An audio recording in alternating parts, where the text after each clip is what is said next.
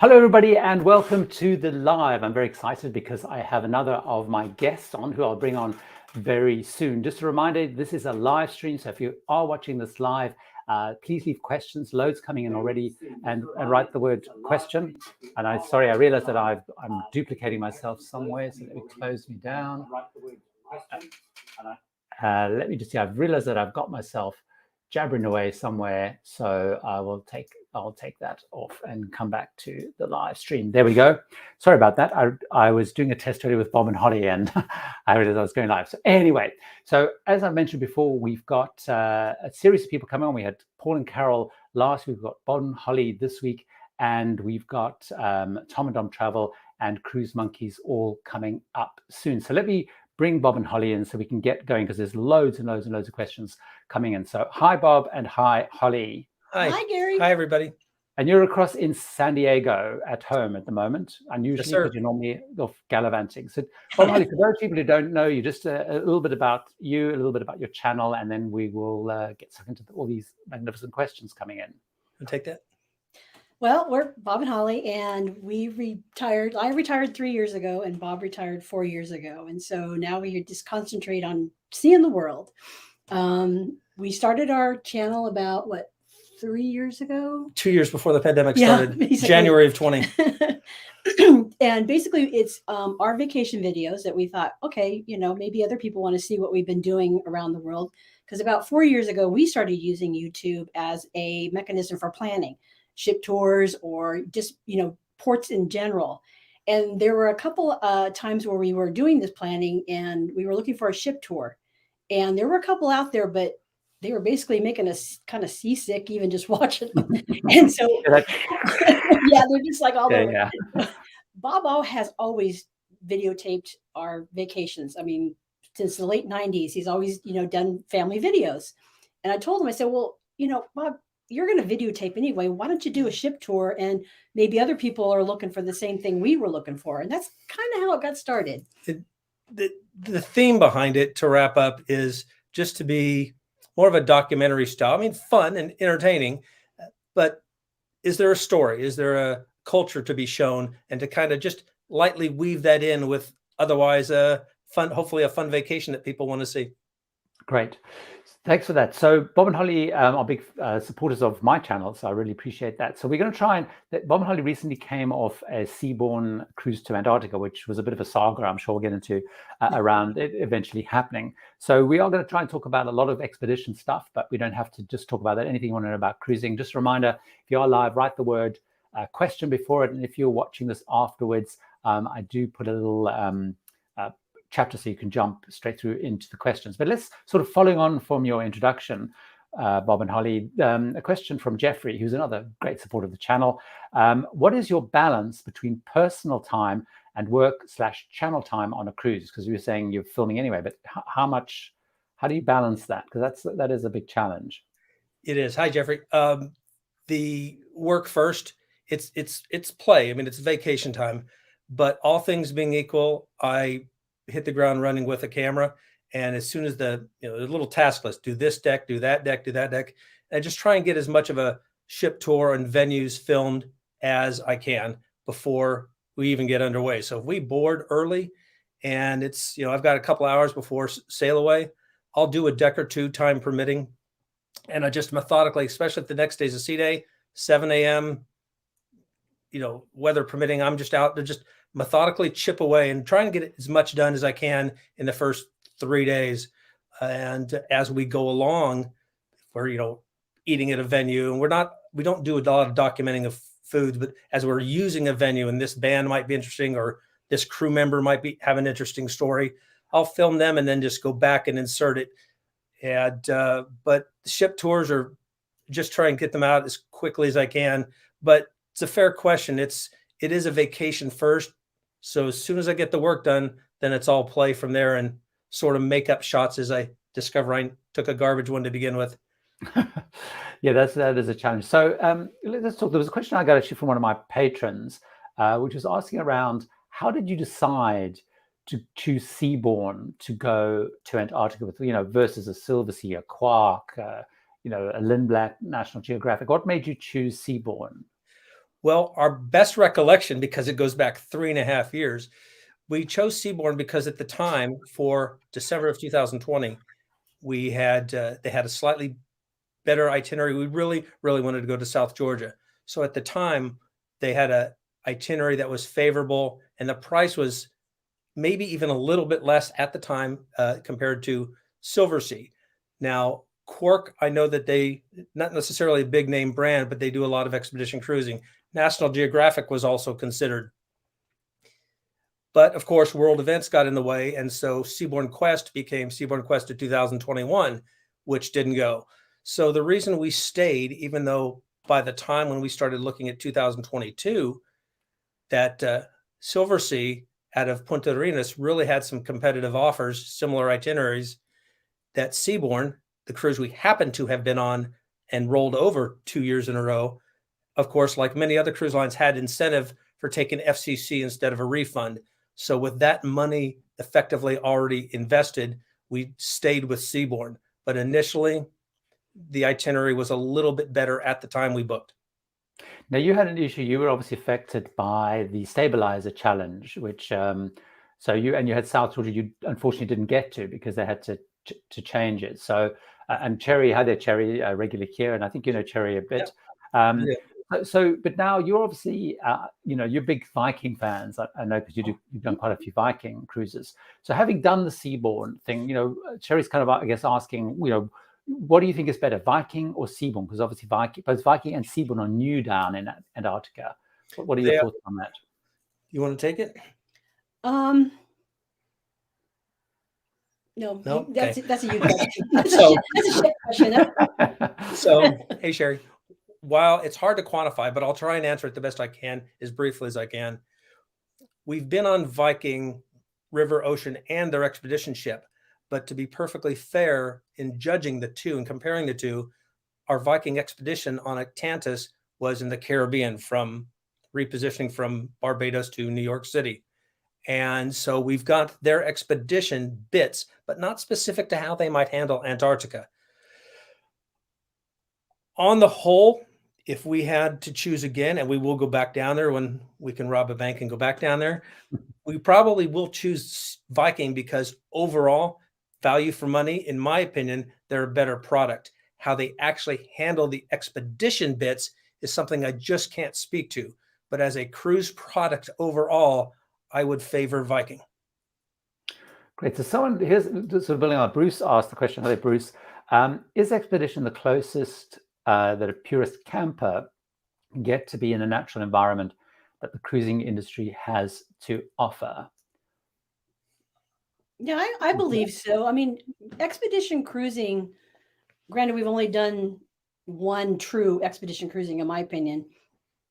It's not like a typical cruise. It's not, you're jumping in and out of zodiacs and you're hiking up hills, and it's fun, by the way. It's all fun, but I mean, it's different. It's not a typical ocean cruise where, you get off the ship and you get on a bus and you take a tour and that type of thing. I mean, it's more active, and a camper. Yeah. I mean, like I said, you get to hike and see more wildlife and up close and personal. And so, yeah, in my opinion, it is. I think expedition cruising by definition is something off the beaten path. It doesn't need to be beaten path. It doesn't need to have ice. It can be the Amazon. It can be, safari, something like that. But it's getting out and sort of roughing it and discovering something that many people may not go to. It's a lot like camping. It's camping with a comfortable home. You don't have to set up your own tent. That's a good way to go. Yeah, I mean, I think it's interesting because some cruise lines will offer the opportunity to literally camp on the ice. And some of the more kind of hardcore kind of expedition ones, I think some of the luxury ones are doing that now as well. But it is kind of, as Bob said, it is kind of different. You are going to get a lot of the, connecting with nature and stuff. So sort of building on that point, can goes cruising how they can. Having watched footage from both of your channels on Antarctica, how physically fit do you need to be? What's your thoughts? Okay, no, she's passing it to me. Hi, Ken and Lindsay and Dax somewhere in behind the scenes. Well, I'm not in the greatest shape, and at 50 something years old, but I handled it just fine. And proper longer hikes, Deception Islands, 400 meters, 300 meters, rocky terrain, volcanic hikes, it's legit pretty hike. steep. Yeah. I handled it just fine. Now, did I get a little winded? Sure. Bear in mind, it's 0 Celsius, maybe -2, -3 when we were there. And it can be a little bit warmer than that. Ken, I think, knowing you as I do, I think you would be fine if you guys went. I handled it, and in my opinion, it's more about respiration and legs, not necessarily physical weight. But the thing that I would suggest to most people do if they're unsure about their own capabilities is work on your legs. Just go for walks, get your leg strength up, because they're going to be challenged. Yeah, I mean, I think, and also, I mean, one of the key things we need to remember is, and I think Holly was talking about this earlier, every single trip out is on a Zodiac. So you have to be comfortable enough stepping on and off a Zodiac. And obviously, people are there to help you. And it's quite interesting because I actually was part of a panel a week ago now at the Destination Show in London, which was about expedition cruising. And a lot of people asked that question around fitness. And one of the people on the panel was actually an expedition leader. Now he runs more like the hardcore, if you like. He runs the 40 ship kind of, a little bit rough and ready stuff. And his argument was like, you should never be put off going on an expedition cruise, and certainly to Antarctica, with physical fitness. But he did acknowledge that you still have to be able to get on and off a Zodiac. But he did talk about, an 80-year-old lady who was quite, like had 2 replacement hips, and she was out and about. I think, so I think you do have to be a slight degree of fitness, or certainly comfortable with your limits. I have also been on 2 of the expedition cruises I've been on where there are both times a gentleman were in a wheelchair. Now, on the first one, he didn't get off the ship at all, only did scenic cruising. On the second one, which was on Ponant, on one of the things, which actually was in Deception Island, which you were talking about, because it's less icy there, I guess. So they actually took his wheelchair off and let him, so he at least have touched part of the thing. So I think you have to work very carefully with your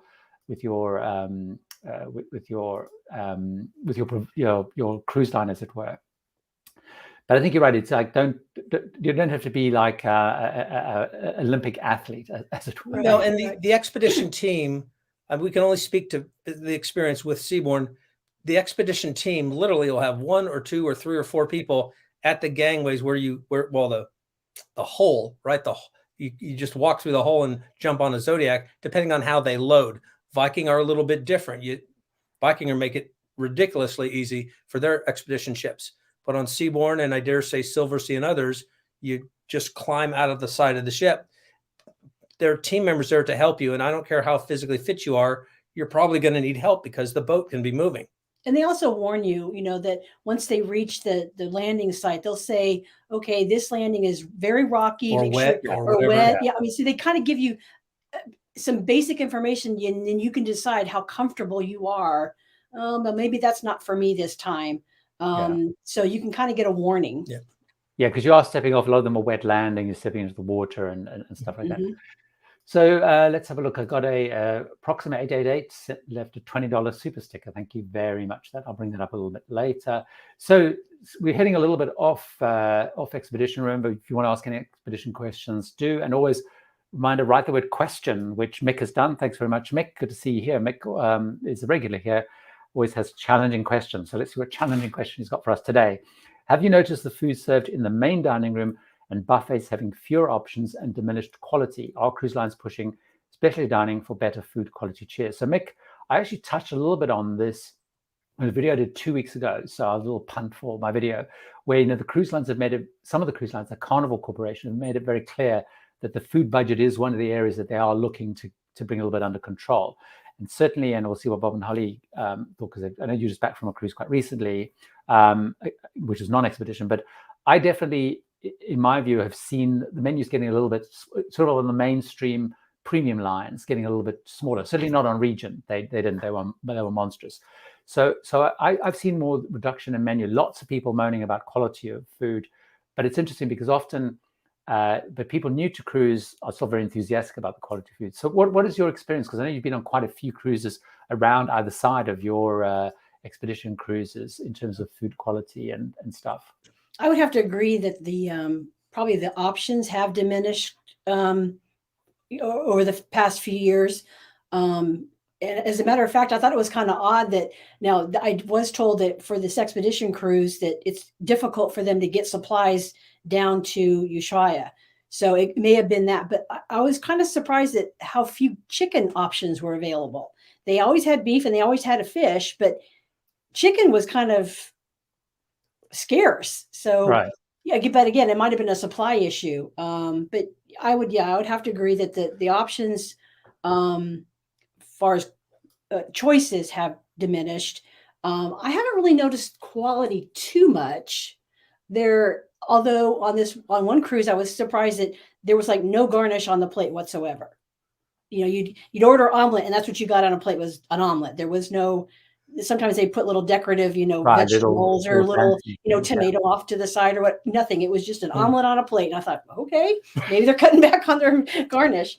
I think that the point you also make about supply chain is an interesting one because it's also interesting to know whether how much people are hiding behind supply issue and how much is the reality. Because I've been following a little bit of a saga in the I like to follow the Facebook groups. They do tend to be a bit moany at times, but Yeah. in the seaborne one, and I think you remember many of the seaborne ones I am, there's been lots of discussion about seaborne shortages on a couple of things on recent cruises. And a lot of people on the World Cruise are making some complaints about stuff that's running short earlier than it should do.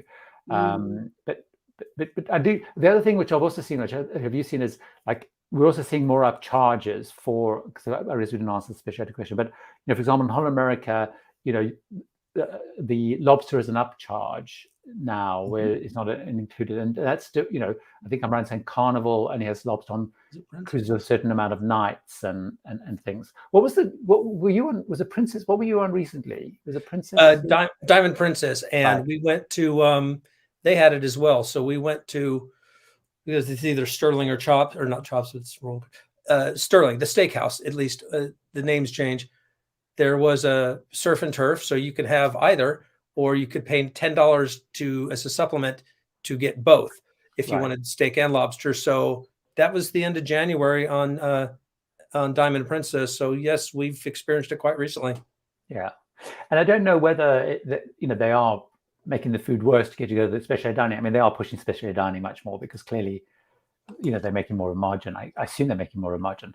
So a ton of YouTube, which is also great to see. Tony here again. Politics and religion are two subjects that are considered taboo to discuss on a cruise, which I did talk about in a recent video.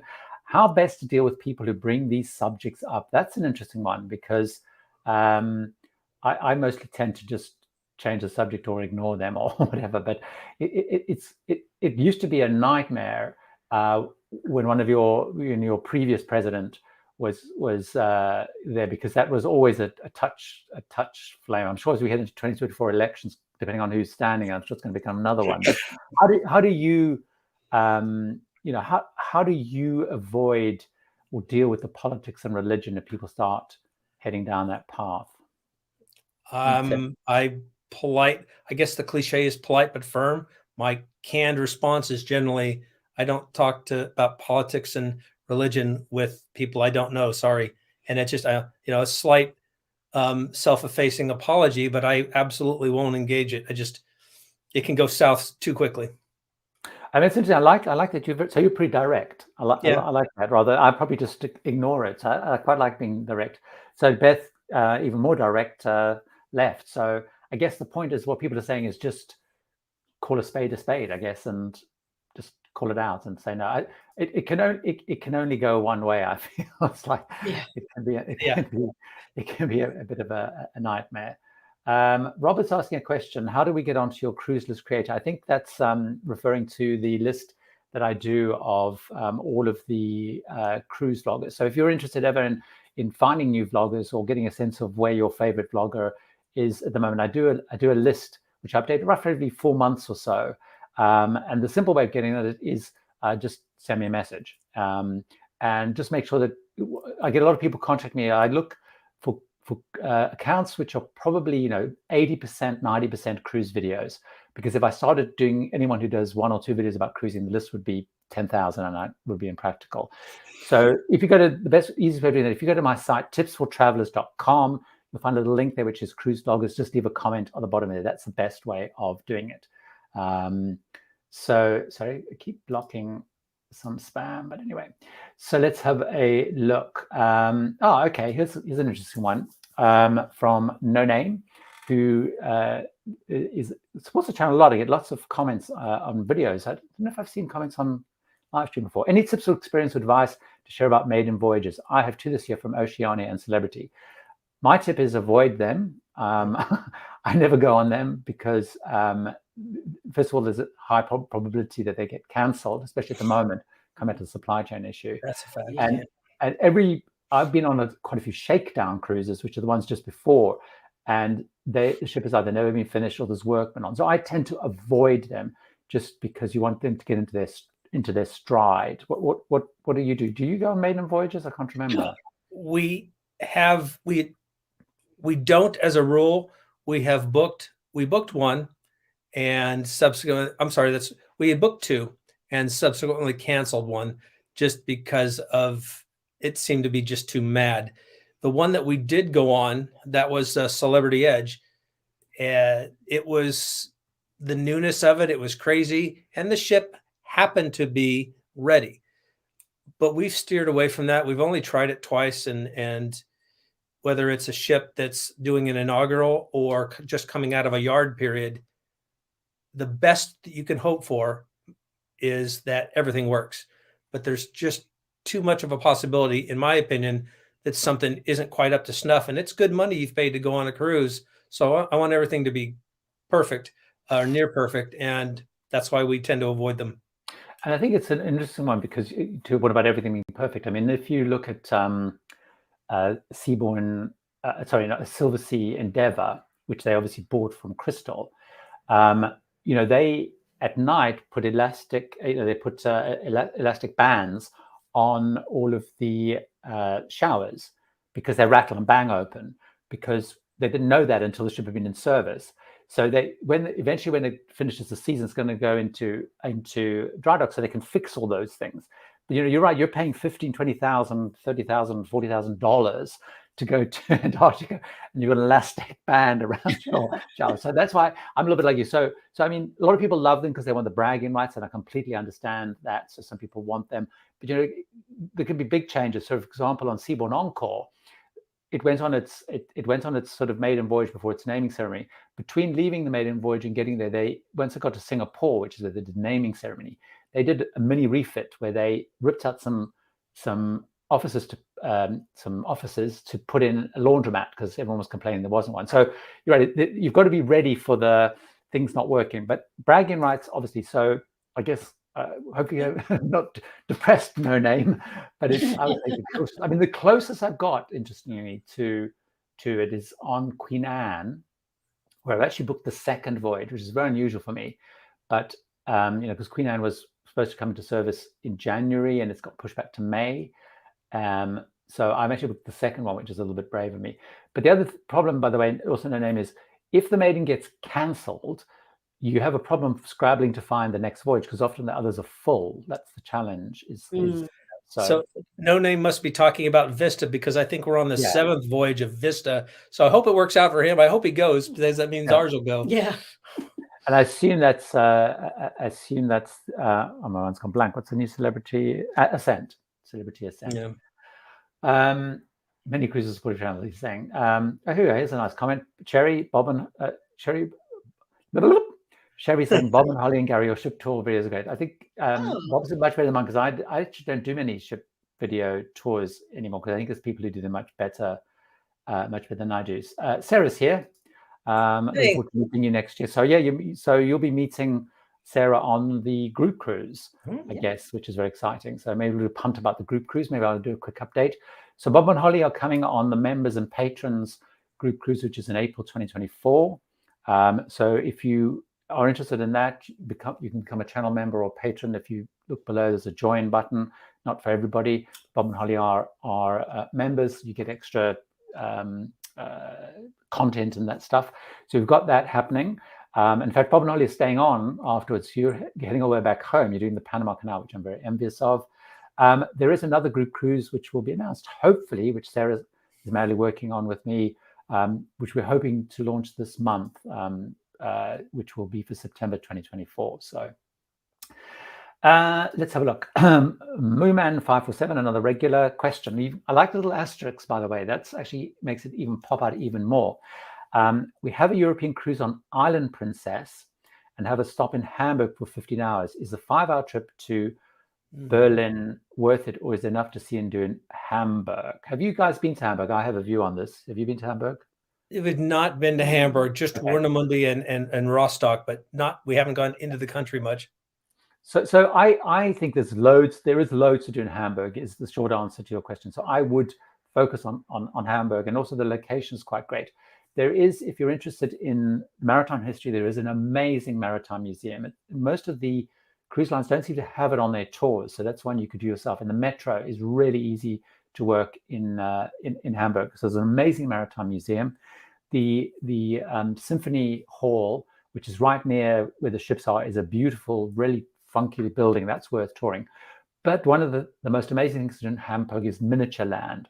And it might sound a little bit corny, but it's basically, as it says, a miniature land. It's like a little, it's vast. And it has planes taking off and landing and boats and shipyards and stuff. It is often sold out. So if you're going, make sure you booked in advance. Either book an excursion through the cruise line, because they'll always do it, or book it in advance. And one of the little secrets of getting a ticket is, because the tickets often sell out in advance, but you can buy, if you buy a ticket which has an extra, so they do some VR stuff or behind the scene tours, you can normally get a ticket. And it's only like 20 or 30 euros extra, but Miniature Land is amazing. But even then, the hop on hop off bus going to, there's a little lake in the center of Hamburg. There's loads to do in Hamburg. It really is it's an amazing city with beautiful canals and stuff. So I would actually focus, I wouldn't waste the time going to Berlin. There's another stop, which I can't remember where to go to Berlin. Berlin is amazing, but Hamburg, great stuff to do in Hamburg. It's a really great city. Robert, thank you for your challenging videos. Paul and Carol actually have made Iona. Like my experience on Pinot and Wi-Fi is pretty dire, but Paul and Carol, they embarked. Your cabin looks very nice, by the way, Paul and Carol. I saw your cabin with a very long, got a very long balcony, which it's great. Very nicely kept. So they're on board. It's a bit of a mini vloggers conference cruise with like about 5 or 6 different people on there. So good that you made it, Paul and Carol, and thanks for joining, and thanks for being on last week. The people asking them lots of questions about how Iona's doing. Now, I think you've done Club Orange. I'm not sure. Al there with a very cute baby there. I may be little, but I'm pretty awesome. What do you think about Club Orange? I'm booked on September the 17th for 28 days on New Staten Dam. I love New Staten Dam. Nice. 20 days going cruising is fantastic. And I love Club Orange. Have you guys done Club Orange? I can't remember. We have not. We are actually booked to try it as a product through Sarah on the group cruise. Oh, but other than that, when we've been on HAL the one time, just the regular dining. Right. So Club Orange is, I really like Club Orange, and particularly on New Staten Dam, I think it's even better than on the ships like the Osterdam and the Eurodam and stuff that we're doing. It's even better. But the Club Orange is great. So obviously, if you go in a Neptune suite, you get Club Orange, or you can buy into the Club Orange program. Club Orange program, if you buy into it, you get you should get a category upgrade. But the little Club Orange dining is great, particularly if you're going. I think if you're going anytime dining, because you very rarely have to wait. So even when Mark and I were on, we had Club Orange at Christmas when it was setting over 100% capacity. I think once we had to wait 10 minutes for a table, whereas other people waiting, 45 minutes an hour for a table. And it's just a little bit, it's great. On New Staten Dam, it's a separate room, which was set up originally as a test kitchen. So it's decor's slightly strange. On Rotterdam, it's a little better. In the other ships, like the one that we're doing for the group cruise on the Eurodam, the one I'm going on in a week and a half's time in Amsterdam, it's a section within the main dining room. But you also get what's it called, a hold-all bag? No, what's it called, a hold-all bag? What's it called? One of these things. I've got what they're called. Anyway, you know what I mean? Tote bag. You get a tote bag, and you get and hopefully there's a couple of Club Orange events and stuff. I really like it. It's not a massive premium. Surprisingly, No. it's not bad. So I think it's a great thing. There is a video which someone sent me, and I can't remember the name of the video, who was very unhappy with Club Orange, but I think it was more that it wasn't executed very well at one time on the Connings Dam. I think they oversold it and it wasn't executed well, but that's not my experience. But I'm again on Club Orange, as I said, in 10 days time, and I'm really excited for it. It's great, particularly for breakfast and stuff, because even on days when you've got excursions, they open a little bit earlier sometimes. So it's great, even on excursions days, you don't have to do to the buffet. It's a little bit more civilized. Cool. So it'll be interesting to see what you guys think of that. So let's have a look. Sarah H, another regular, lots of regulars on here too, which is great. We plan a land-based Italy trip in 2024, returning to New York on Cunard. Very nice. I assume that's out of Southampton.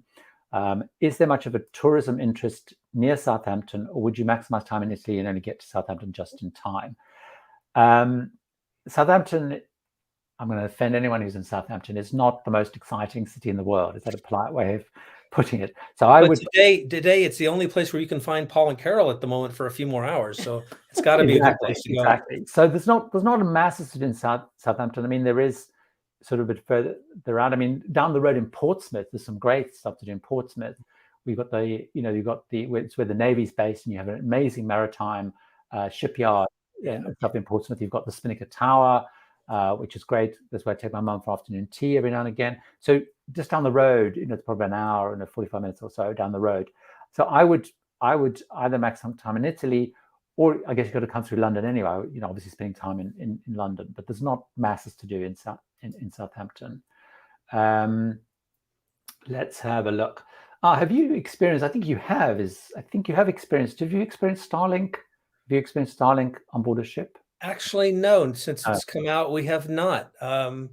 We found internet best, not Medallion Net, but we found actually celebrities on the whole has been a pretty good product, but not Starlink.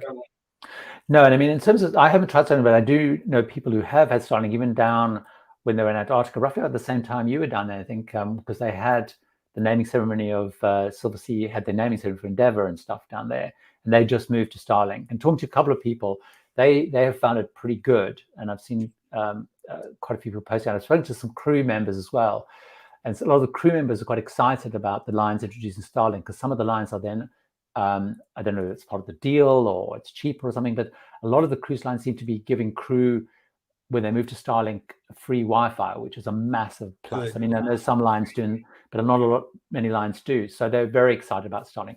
So Starlink is rolled up against most of the celebrity, the Royal Caribbean group. Carnival's now said they're going to roll it out to all of their fleets across all of their brands.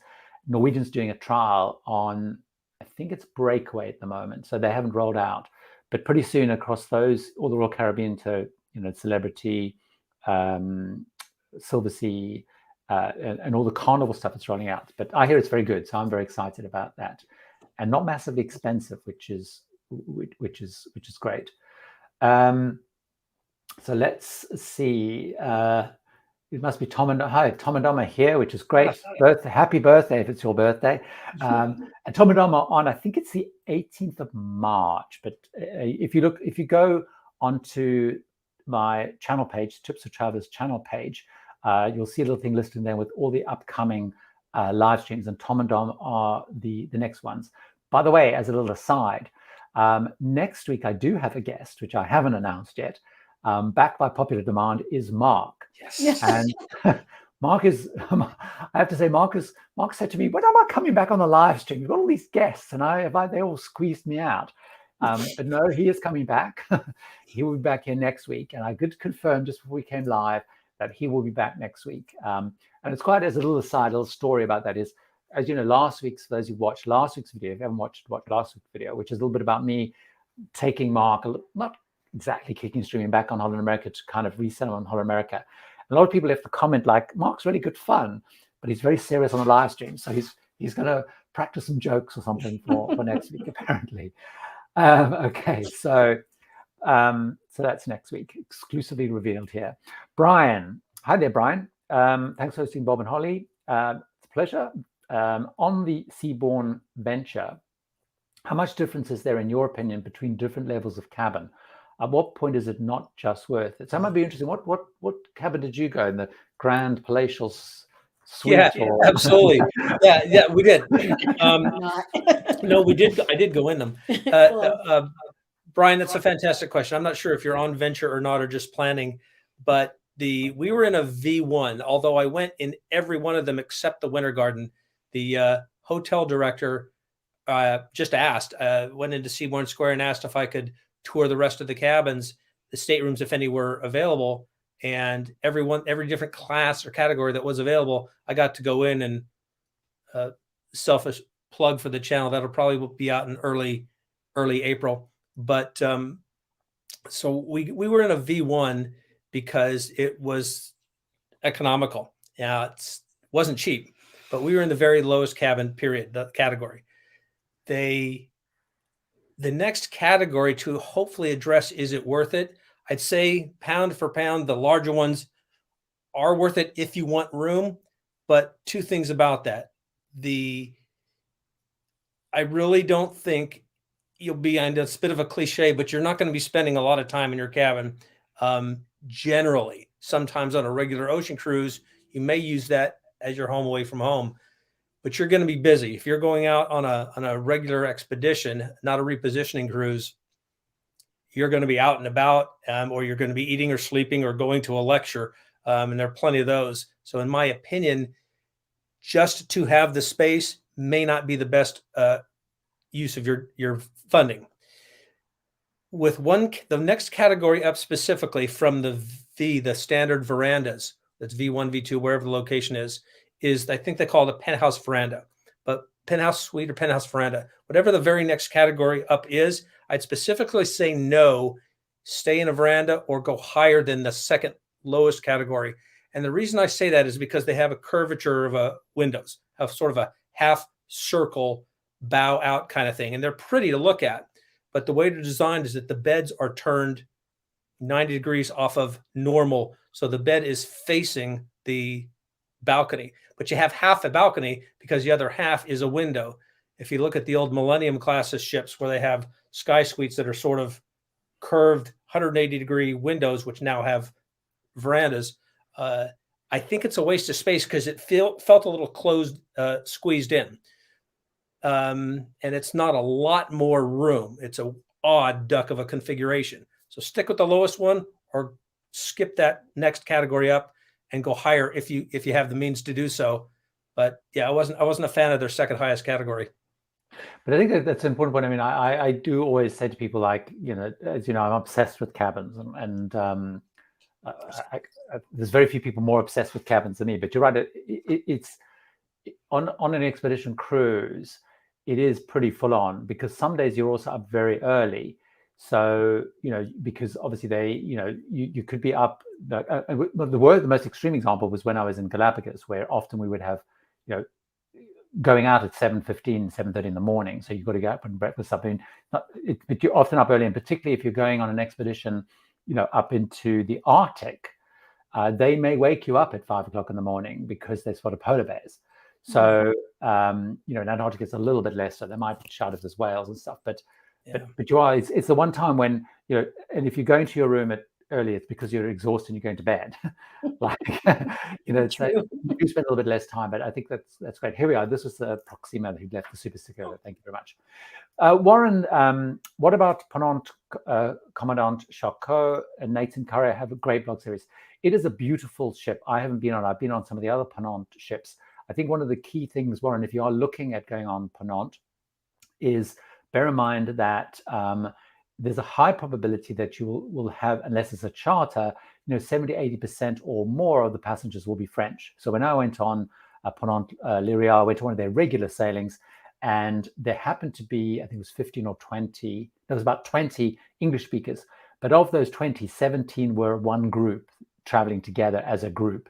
So if you're comfortable with that, that's great. But just, but sometimes I know their ships do get chartered. I can't remember on Nate's and Kara's because I haven't actually watched their video yet about it. I actually my watch to watch up and coming. But I know a lot of Penant also have a lot of relationship with A&K, Abercrombie and Kent, who have bought, of course, Crystal, and they go on sale on Monday. I think the Crystal is due to go on sale. Good. Life in Pieces channel. That sounds an interesting channel. I'll have to check that one out. Every time I add a third child, most cabins don't allow me to book unless it's a suite. It's sad because it becomes so expensive. That's really, really unusual. That's strange. That shouldn't be the case, because even you can book an inside cabin on most cruise lines, and you can book 4 or 5. You can book multiple things. So Life in Pieces channel, what I would suggest is particularly work with a travel agent will help you navigate that.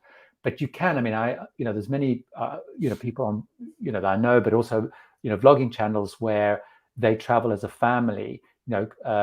She's actually just changed the name of the channel, but Mummy Cruiser has got videos where I think she's got 3 kids, if I remember correctly, and they have been an inside cabin, ocean view cabin with 3 kids. So it is definitely possible. So, if you're having that problem, then definitely, work with a travel agent, because that shouldn't be the case.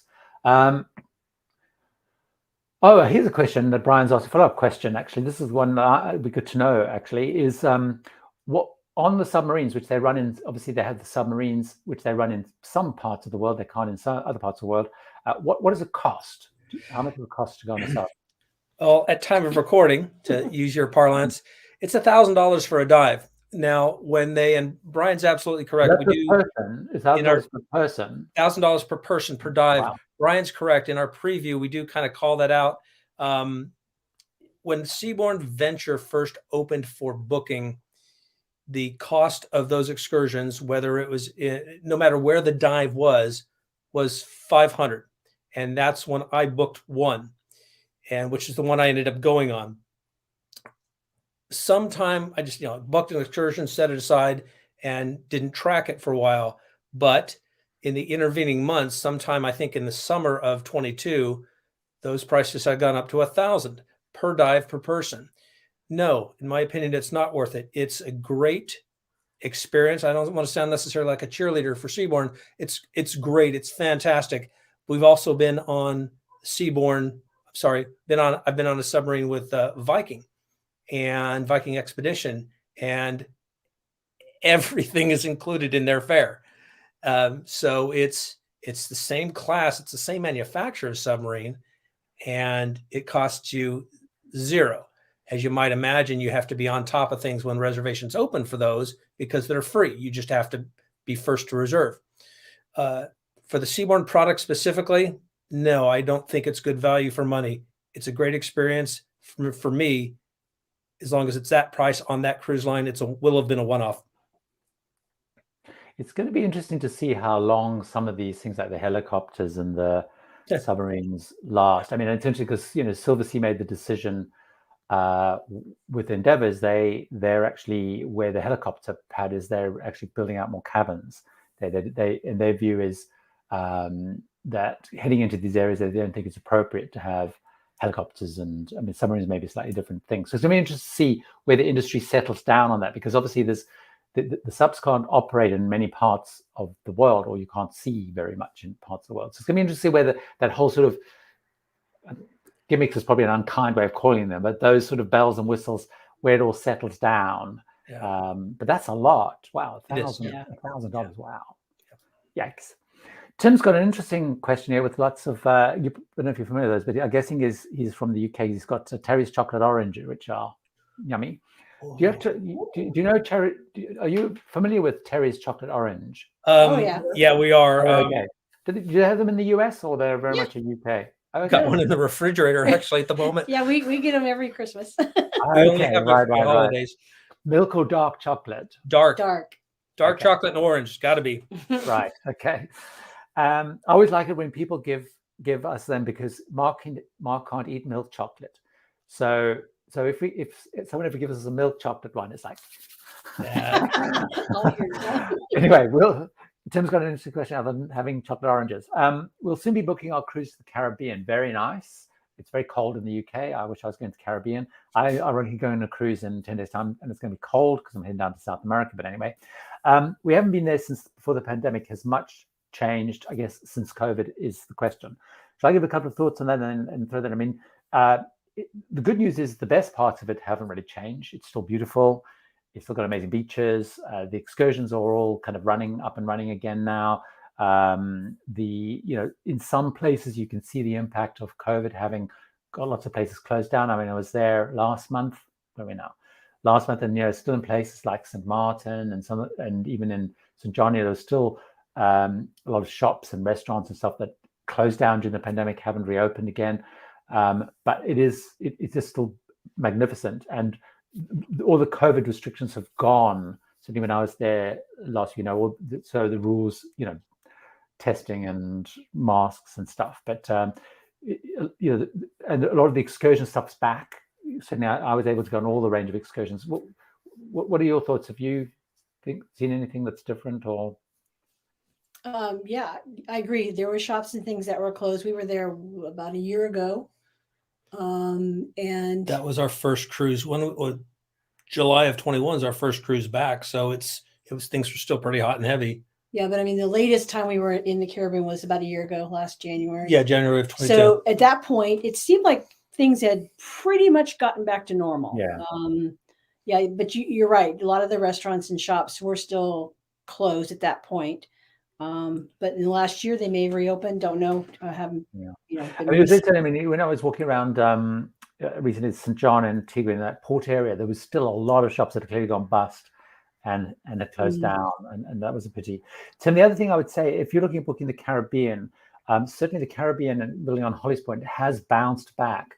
So all the cruise lines are talking about during their peak seasons, and even this last peak season, they're running over capacity. So they're selling with 110 capacity and stuff. So if you do want a quieter period of time, I don't know what your situation with kids and stuff are, avoid the school holidays, public holidays type of thing. Yeah.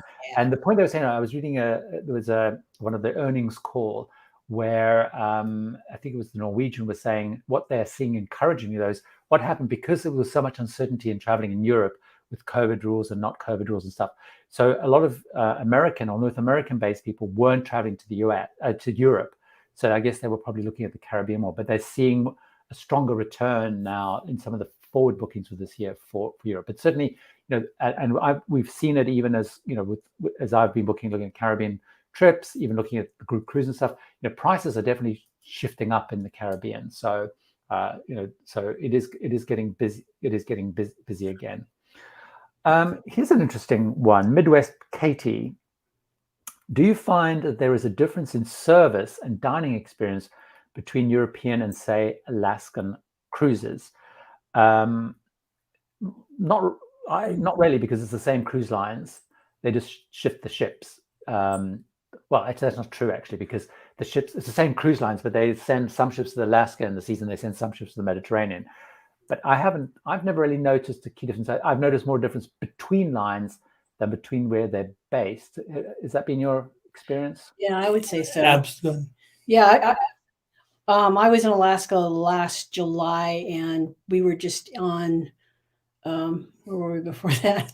I don't remember. But yeah, you're right. I think it's line to line, not so much location to location as far as, service. Well, so we're in Norway on Princess, and then you went with your girlfriend of Alaska on Celebrity. Right. So I mean, they were comparable in, I thought, as far as service goes. So I don't think that the location necessarily changes that. Yeah. The lines are different products. So that's where you'll, in my opinion, Katie, that's where you'll see the difference. Yeah. And also, even the dining experience, I mean, one of the things that people probably are more critical of is they don't really change the dining experience particularly much. It's not like in Europe, you suddenly have, it's not like if you're on a river cruise, if you're on a river cruise, as you shift between Austria, Germany, whatever, Hungary, they change the menu to represent, change the wine list. You don't really see that in cruise. On cruise lines, it's sort of like, the menus are pretty similar. They adjust a little bit. If you ever go on one of those galley tours, which are all very interesting, they will talk a little bit about how they will adjust the menu, if they've got more Americans on board, they might crank up, say, hamburgers. I'm just being very, like stereotyping everybody. They might crank up, hamburgers. If they've got more Brits on, they might crank up fish and chips a bit more. But it's tweaking a little bit with the dials rather than anything pretty major. Yeah. Joey's making. Have you guys ever been on Regent? Have you been on Regent? We have not. So Joe Shabardo, once you cruise Regent, it's really tough to try things. I certainly thought Regent was fantastic, and I've got some videos coming out in the next week.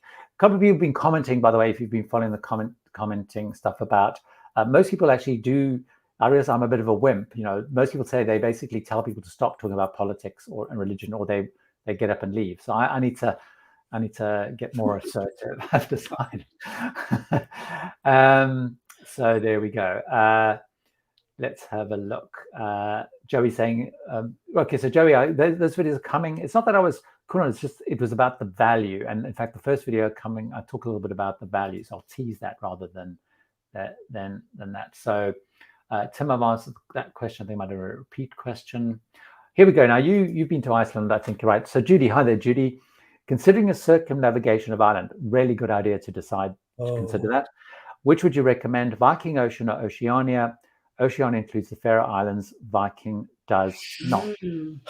Hi, Judy. I can't speak to Oceania until August, but that's going to be a Mediterranean cruise and our first.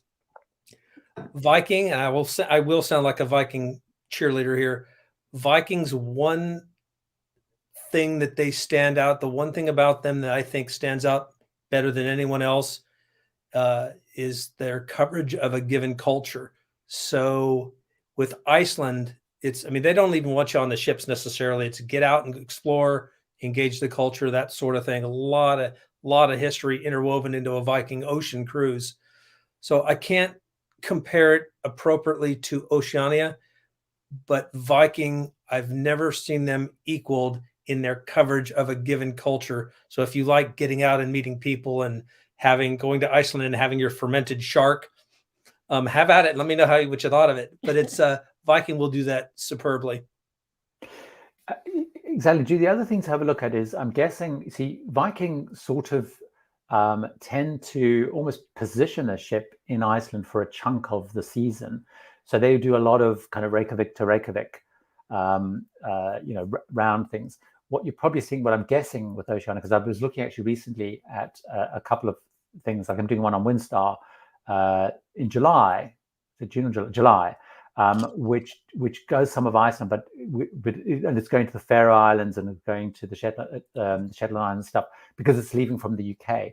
So one of the things you might want to do, Judy, is if you do want to go to the Faroe Islands, which is very interesting, is almost look at when Vikings sending their ship there. Now, it may be, and I'm not sure whether they come from the US across, but have a look at almost when the ship repositions to Iceland, because you may find they often, many of them will go from the UK or they'll go from Europe, and they will then include the Faroe Islands. So I'm doing Windstar, although I'm actually getting off in Reykjavik, to be honest. I'm not doing the circumnavigation, but we go. It goes from Edinburgh, it's doing a little bit of Norway, it's in the Shetland Islands, the Faroe Islands, and into Iceland, then doing around Iceland. And Viking has to get to Iceland, so that's one thing to look at. As Bob said, I agree with Bob. I mean, Viking are pretty good because you'll have your historian and you'll have your speaker on. So they'll do a lot of deep dive stuff into Viking. And Oceania has a good enrichment program in my experience. But, Viking, that's kind of one of the things they double down on, because they talk about being, it's the cruise for the smart, the thinking person or something like that. So is their line. But definitely do the Iceland thing, and Faroe Islands is great. Bob was asking a question which I could probably answer a fair bit of. What do you all know about food waste on ships? I imagine they're very good at calculating how much food they need. Wondering if there are specific programs to combat food waste. So, Barbara, if you're asking about,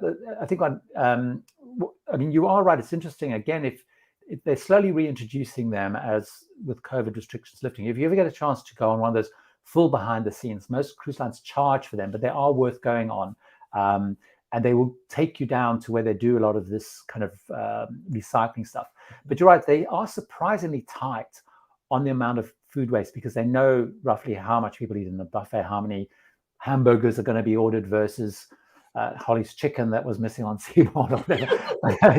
It's like but they are pretty good at that. survived. So the food face is in, as a percentage, was much lower than I thought it would be. But they then basically have a process where the food waste gets processed down into basically a slush and is released into the ocean as fish food. So, but it's very interesting to that whole process. Of course, you then learn about what they do with all the, the human waste and the cans and the glass and all that sort of stuff. But they are pretty good. And also, you're right, because they have to be so tight.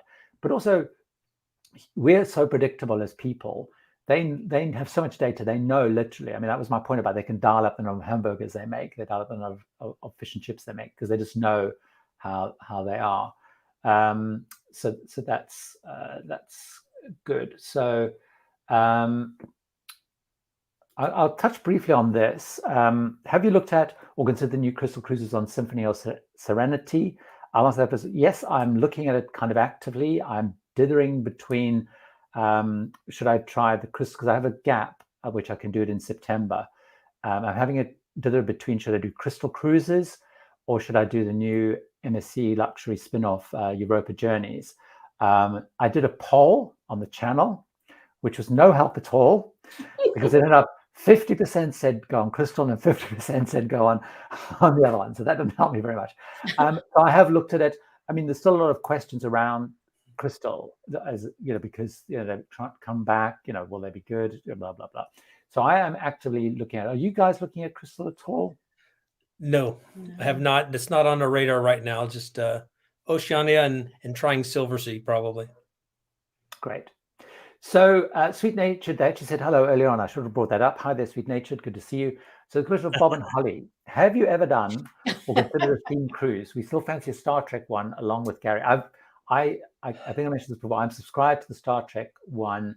I really want to go on it, but the problem is I don't have all the the themed uniform stuff. I think I will book a Star Trek one. They are so slick, so organized.